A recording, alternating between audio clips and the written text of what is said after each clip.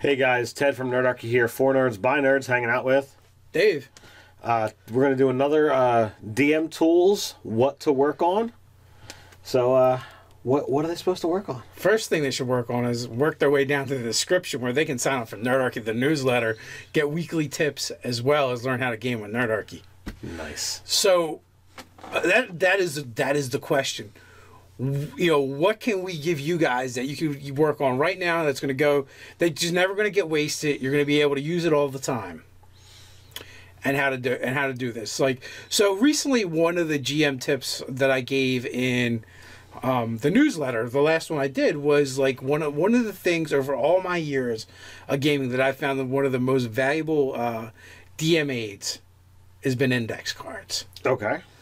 Sly Flourish talks about using index cards, and how you can use these to improve your game is, for instance, like one of the things to work on is your cast, right? Your supporting cast. You can never have too many NPCs. That's true. But don't fall into the NPC trap. Do you know what the NPC trap is? Too many? No. Oh. That's not really a problem because you're going to use them eventually, and let's face it, you can put them anywheres.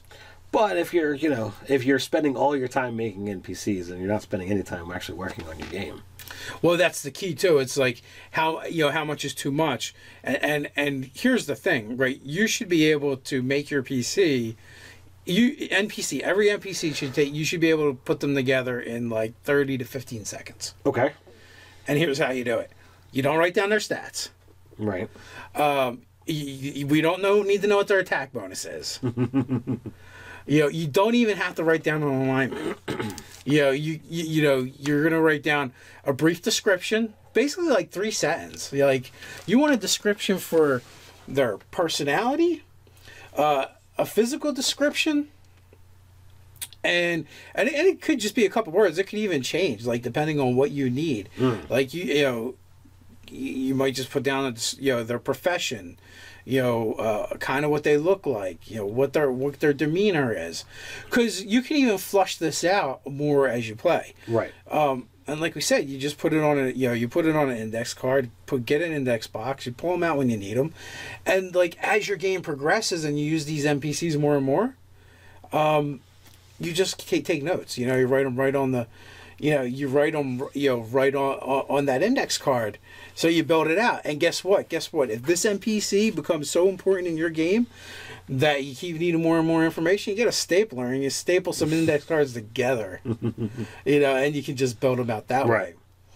Now, I've done the opposite of that, where I would write down, like, they needed an alignment, they needed a class, I need to know how many hit points they had, what level were they, what race are they. Obviously, typically you need to know the race for part of the description. Well, yeah, but I didn't need to know. Like, I didn't need to write down all the racial characteristics, right, and abilities and traits, which I did. Like, I would, essentially, you're making a player character sheet for every single NPC. Like, right. that gets exhausting.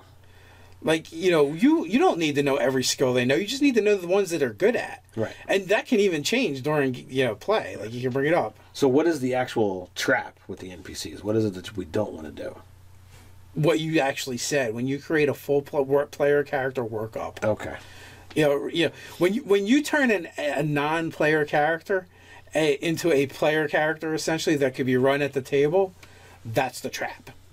That is going to take up a lot of your time, a lot of resources. You're going to be flipping through books, and you're like, oh, well, he's a wizard. What spells does he have? Oh, now we got to spend a half hour picking out the spells for this. That he knows, not the ones in his book, because that's going to be even more time. Right. You just don't need to know any of that. Right.